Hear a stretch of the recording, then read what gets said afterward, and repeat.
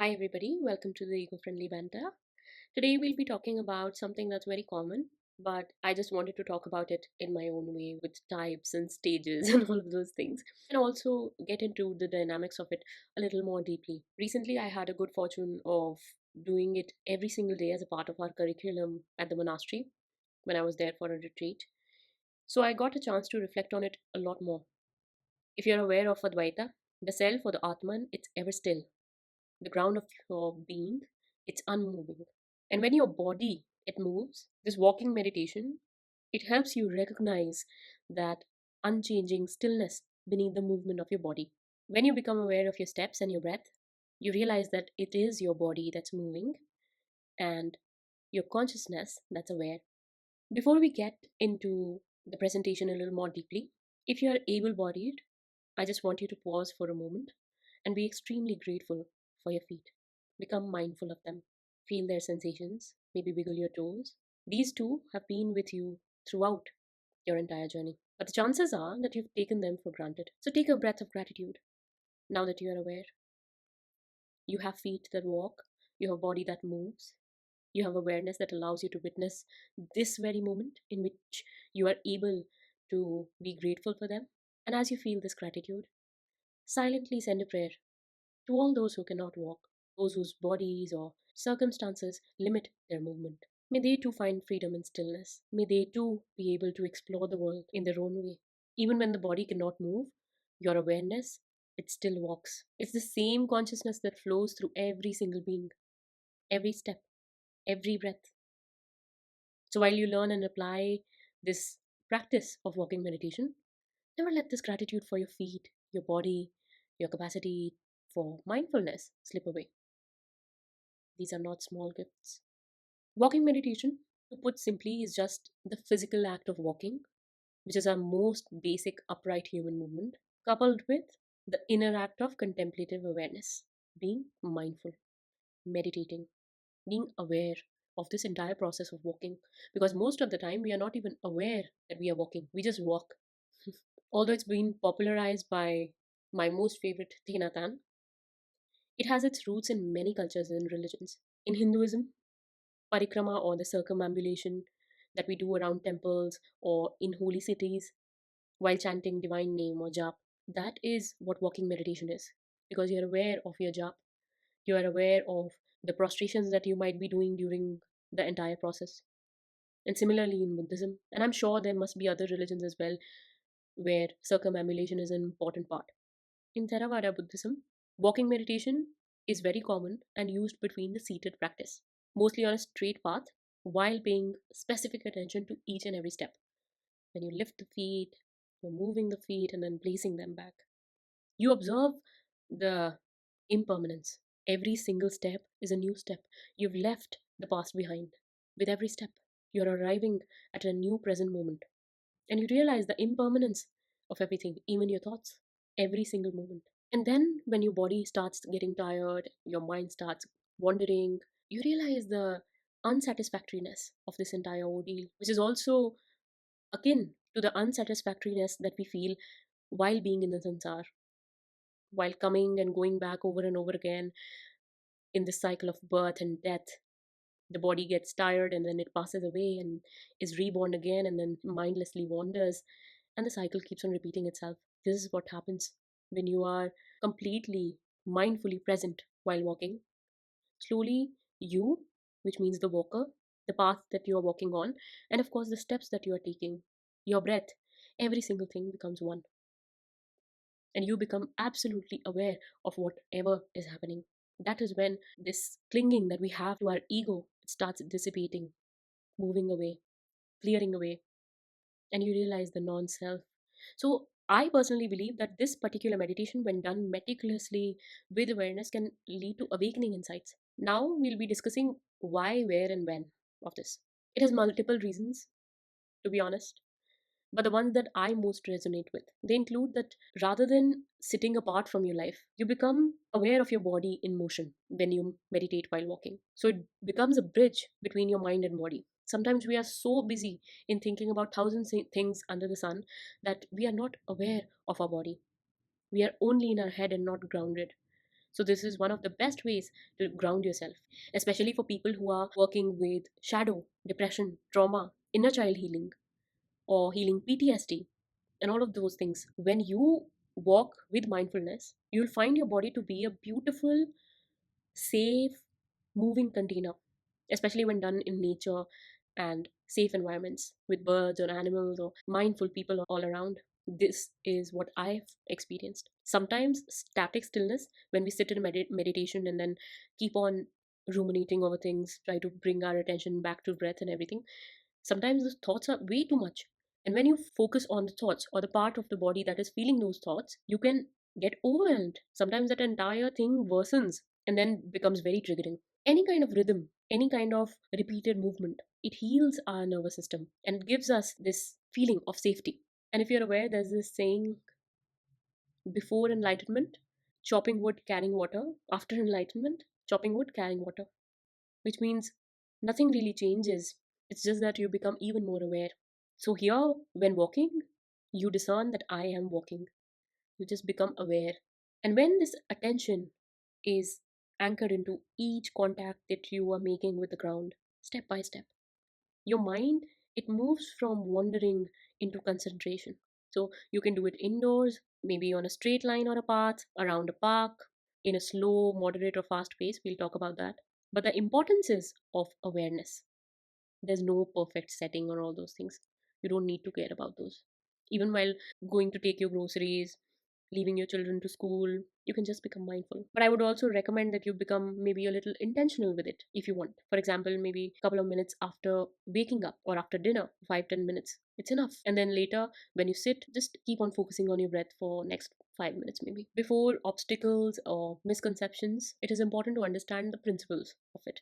There's no hard and fast rule, but these are the things that I've personally experienced and I think can be very important while practicing and can enhance your experience of walking meditation. First is giving immense amount of attention to the moment when your foot lifts, moves, or places back on the earth. We'll discuss 6 phases of walking meditation later. When your heel touches, and then the micro pause, when your heel strikes, how your weight is transferring, on which part of your foot it's transferring, how your breath moves through the body, when it starts moving, how your sole, the foot sole, I mean, it rolls, or how your toes behave.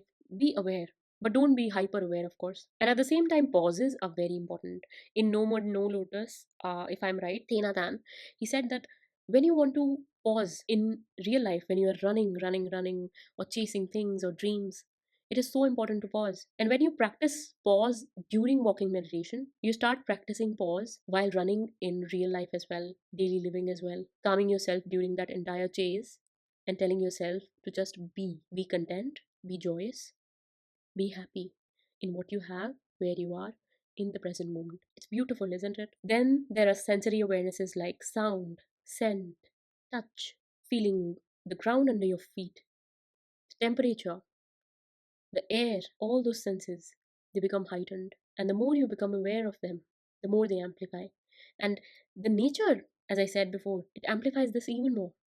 But I think the urban settings can also suffice. It does not really matter. And when the thoughts arise, you just notice them. When all of that is done, when you have come into a rhythm and have observed everything around your body, feel a little grounded while walking, and the thoughts arise, then you notice them and you let them pass. You realize that they are not you, they are just passing. And you return back to the step or the sensation that you were feeling. And speaking from experience, to be very honest, you might notice many emotions and body sensations, especially linked to your trauma or shadow material or everything that might become really, really loud because you're deliberately trying to bring your attention to your body, to yourself. You're not distracted. But the thing is that instead of pushing away, you start observing that here's my fear, here's my anxiety, or the loneliness. Observe it. And then just let it pass with the breath. I think personally, when you take sankalp or when you set an intention, the practices they last longer. Before you begin, take a sankalp. May I walk in awareness? I will walk for 15 minutes, not more, not less, and all those intentions. And then start doing it. I don't know why this works, but it does. If you have any spiral problem or issue, then it's not for you. But try to keep your pace very slow. unhurried. You have nothing to lose, nothing to chase in that particular moments, in those 15 minutes maybe. Slow your body, slow your mind, and keep your posture upright, spine upright, just like we do in meditation. Your shoulders relaxed, and if possible for you, this is what I do and has helped me a great deal. Keep on focusing on your feet, keep on focusing on the ground or downward. Lastly, this you'll have to see for yourself how many steps you're taking while you inhale and how many steps you're taking while you exhale. For example, you inhale for 2 3 steps and then exhale for 2 3 steps, and then bring all of these into a rhythm. Some breathing techniques like box breathing or odd number breathing and all of those things, they can also be applied while walking. But to us, our teacher, who was also a monk, and he recommended one step each. One inhale and one step, one exhale and one step. Just try to synchronize your breathing with your steps. And this will vary for each and every one of us because of various conditions, our ages, or how we walk, and all of those things, where we are walking. So that's also very important. Now, since we've talked about a lot of things, I just want you to know that there's nothing wrong while mindfully walking. So if you think that I'm not doing it right, don't try to be perfect. There's no perfection in this. Or you are super slow or over fast. Try to avoid that as well, because your focus has to be completely on your breath and the synchronization of your steps. And once that has settled, you'll start observing yourself, being aware of the breath and being aware of your steps, and also walking. So you'll observe the observer, as they say it. So if you walk at a usual speed, your awareness, it will not settle, because that is how your body has learned. Your body knows that I can scatter my attention everywhere at this particular speed. So if you don't change the speed, the awareness will not coalesce or come together. So try to change your pace. Some people are recommended to walk really, really fast, to talk really, really fast as a meditation. So you can try that as well. Walk casually for some time. That's how I do it. And when your thoughts become a bit neutral, which means they're not running in every direction whatsoever, then you can increase or decrease your pace as per requirement. Also, if you are very anxious or restless, try to walk fast. Personally recommending, because I walk super fast when I'm angry or restless or anxious to release the energy. And once that is done, I start focusing on my breath. Slowly, it turns into mindful meditation, the walking meditation, and then, of course, good sleep. But by the end of that entire practice, I also slow down. So the purpose is solved, right? The purpose is to calm yourself down. Don't expect that you'll get no thoughts. Mind will wander and it is normal. So keep on returning, but don't expect that. Try to do it in a suitable environment. Although Thenatan said that you can do it anywhere whatsoever while crossing rooms or grocery shopping, as we discussed. But I would recommend that nature is the best option. Parks are best option. But if you don't have them, then maybe quiet streets are good option. Crowded streets or loud traffic and all of that can become very distracting. So I personally will not recommend it. And lastly, please, please, please do not ignore your body signals. If you feel tired, you are tired. Don't put too much pressure on yourself. Do only as much as you can. Take care of your safety and comfort first, because no amount of austerity or putting your body into any kind of pressure can help you become mindful or do meditation of any kind, let alone this particular type of meditation. Before we move to detailed 6 phase, super duper mindful walking meditation, those phases are actually very famous. You might already be aware of them. But here I'm going to talk about the 3 patterns or the 3 speeds or the 3 ways that I have personally observed during my own journey, which is slow, medium, and fast.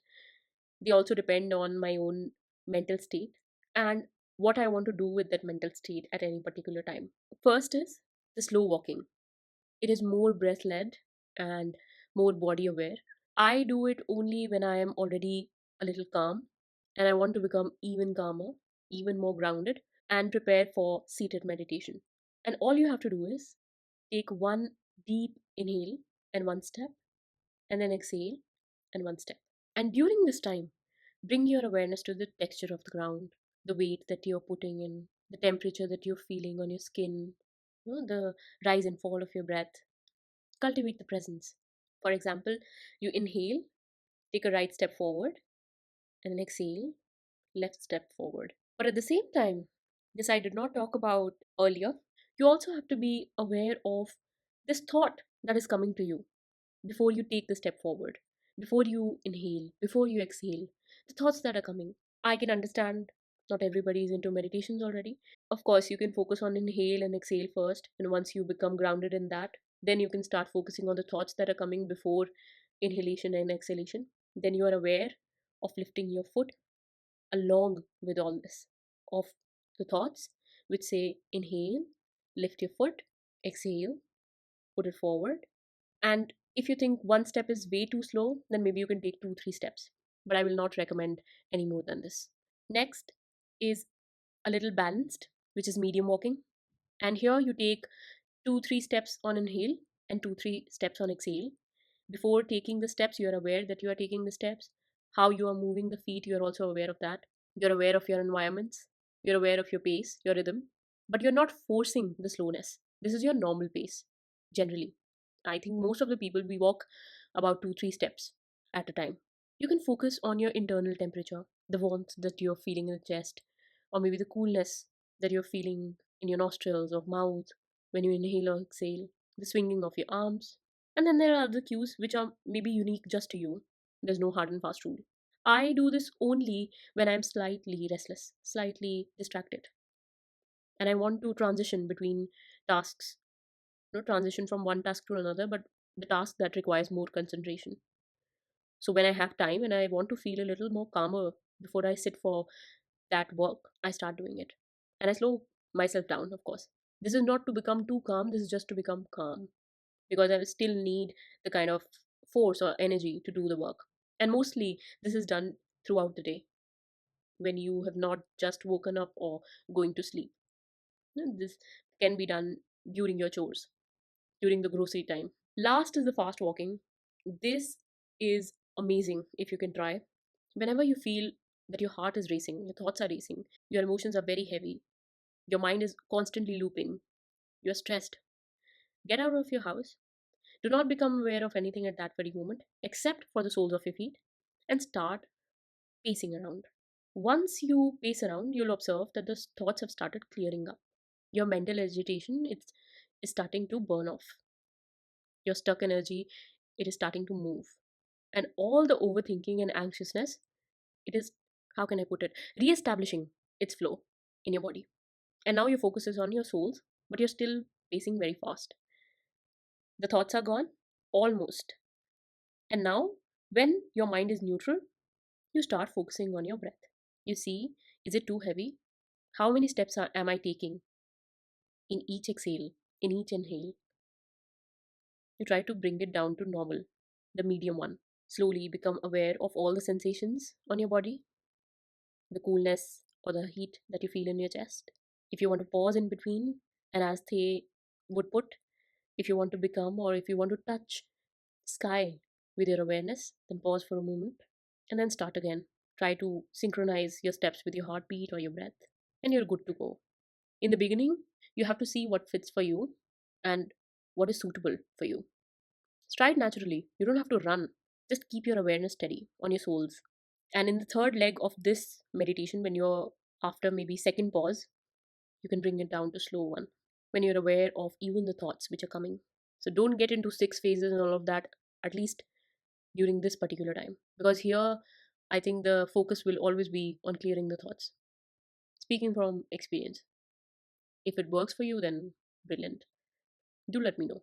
This is very famous already, but for anyone who doesn't know, the moment you set foot on the ground, on a straight path, on a patch of land, because you have to keep on going to and fro on that same particular patch of land. This is super slow, mindful meditation which the monks do, which we were made to do, of course. You choose a patch, set your foot on the ground, and become absolutely aware of your feet touching the ground. Keep on breathing normally and slowly become aware of the sensations that your body is feeling, the air that might be touching you. What are you looking at? What are your eyes seeing? What are your ears hearing? Is there any taste that you have in your mouth? Is there any fragrance that you can smell already? Check all your senses and become aware of your soles pressing on the earth. Then come to your breath, preferably with mouth closed from your nose, in and out. And in the first phase, you'll become aware of just the movement of your foot. Of course, and also the thought that I will be lifting my foot now. You take one breath in after noticing that you had the thought to take that breath. Now you have the thought to exhale while putting that foot downward. And that is how the first phase is complete. Next is when you become aware of lifting your foot. Now I'll lift my foot and now I'll step my foot down. As you think, then you do, and your breath is synchronized with it. Do it until it becomes natural, until you become grounded, until your breath and this movement becomes natural. In next phase, you feel your feet, you feel your breath, you know your thoughts, and then after the thought, you lift the foot up, you're aware that it is up, and now you will be pushing it. You push it forward, and you become aware that you'll be stepping it down, all while breathing naturally and also being aware of your breath. Synchronize it with the movement. For example, pressing the foot on the ground and lifting in one breath, and then pushing and stepping in another. Inhale and exhale, respectively. You have to see it for yourself. In next phase, which is phase 4, you become aware of even the raising of your feet. Your toes still touch the ground, and then you become aware of the thought that you're going to lift it. You lift it, and then pushing and stepping, as I said. The breath cycle also remains however it suits you, but keep it synchronized. Keep it the same.